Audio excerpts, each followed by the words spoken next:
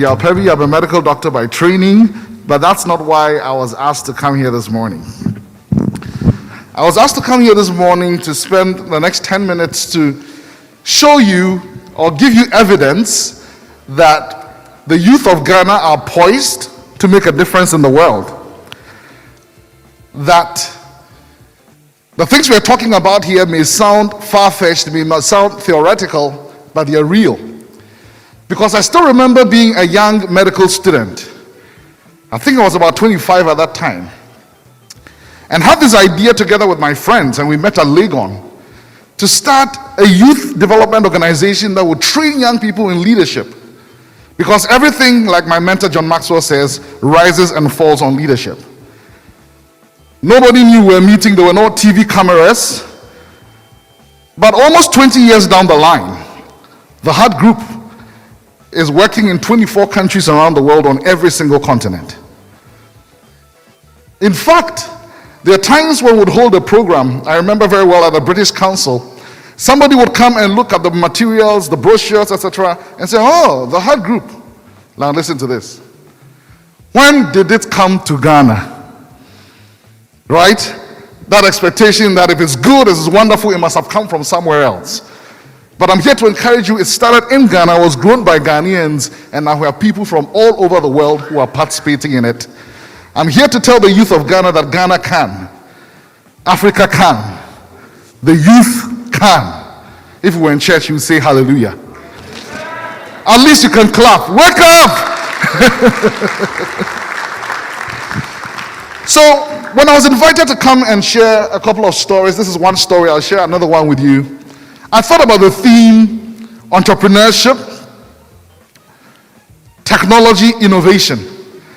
And if you take those three words together, it's like petrol, fire, and firewood.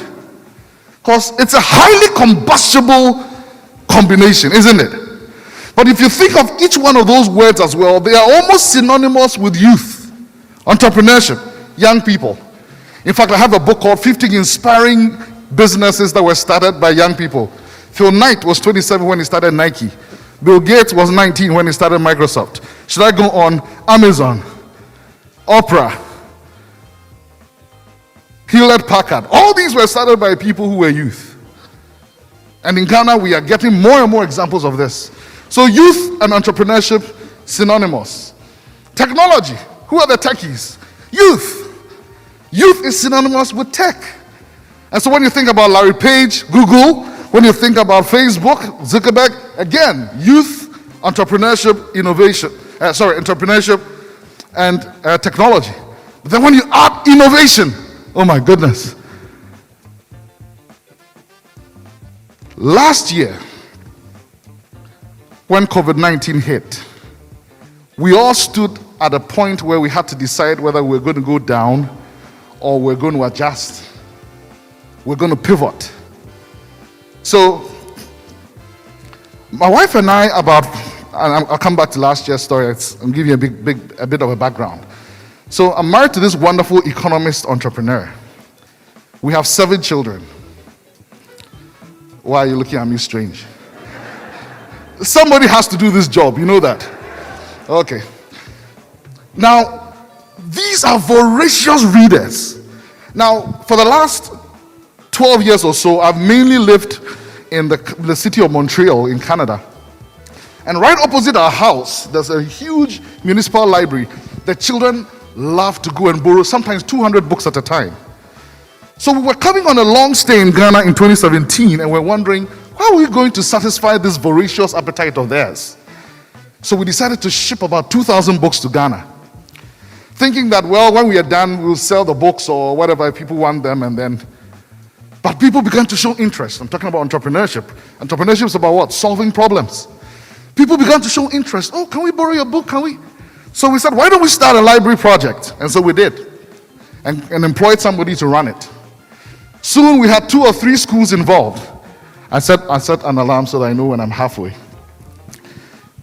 Soon we have 2 or 3 schools involved, including my alma mater, Richard School, giving physical books out. And the children were excited.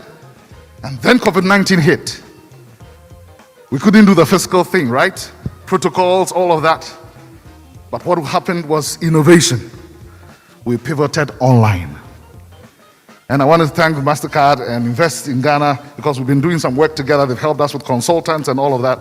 As I speak to you now, there are over 2,000 children from over 200 schools involved in this digital library solution.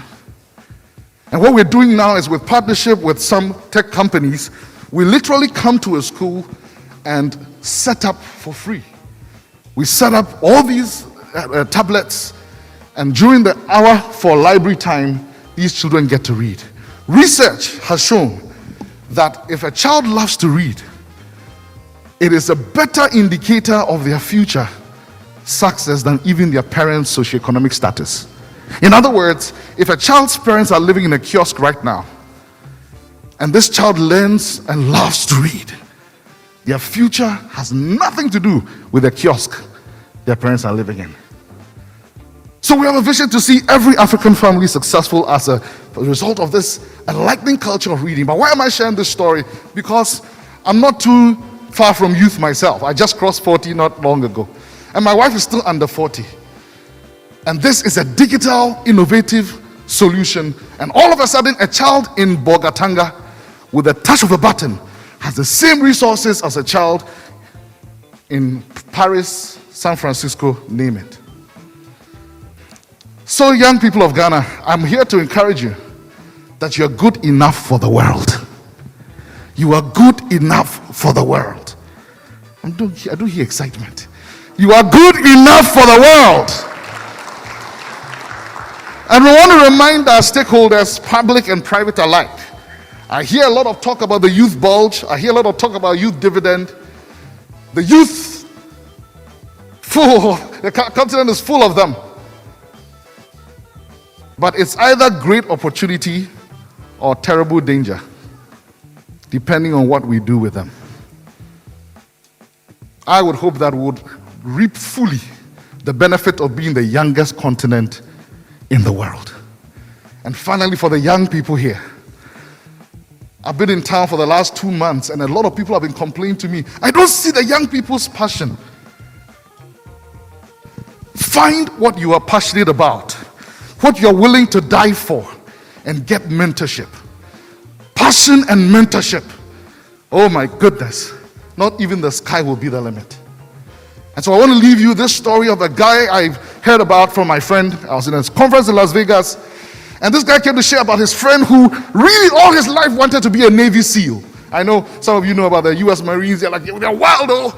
You don't know what they're talking about. The SEALs are dangerous. So all his life he wanted to be a Navy SEAL. And so he went into all this training. Now a lot of people are cut out before the end. But this guy had a passion. I want to be a Navy SEAL. The last thing they were supposed to do was they dropped them in a swimming pool. And at the bottom of the pool, you have to stay until they come for you. So after 2 minutes, I saw a lot of people go, They say, all right, bye-bye. See you. Lots of people were failing. And this guy sat at the bottom of the pool. He says, 8 minutes. Approaching 9 minutes. Almost 10 minutes. He was about to pass out when they came for him. Almost dying. And when he was interviewed, this is what I'm leaving you with. And he was asked, you almost died. How come you stayed to the end? He said, all my life I've wanted to be this Navy SEAL. And when I found myself at the bottom of the pool, I had to make a decision to choose between my dream and air. To choose between my dream and oxygen. How many of our young people here are passionate enough that you would rather die than live without your purpose? Those are the people that change the world. We've employed about 24 people in the last few months to work on this Perbi Cubs library thing I'm telling you about.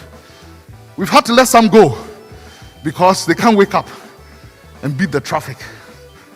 Are you serious? During COVID-19, when people are losing their jobs, please May we find our passion. For the world is run by people with passion.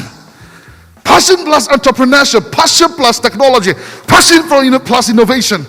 Not even the sky will be the limit. We used to sing, "Arise, Ghana youth, for your country." Do we still sing it?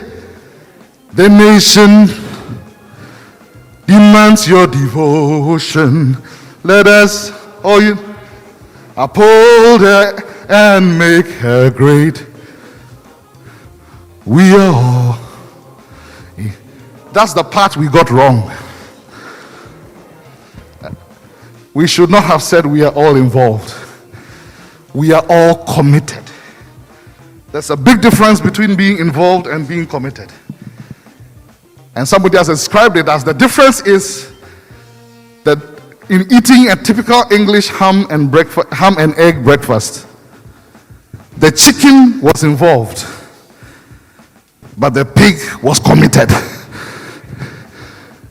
The chicken laid the egg, right? It went away somewhere, but the pig had to die for it to get the bacon. May we not just be involved, may we be committed.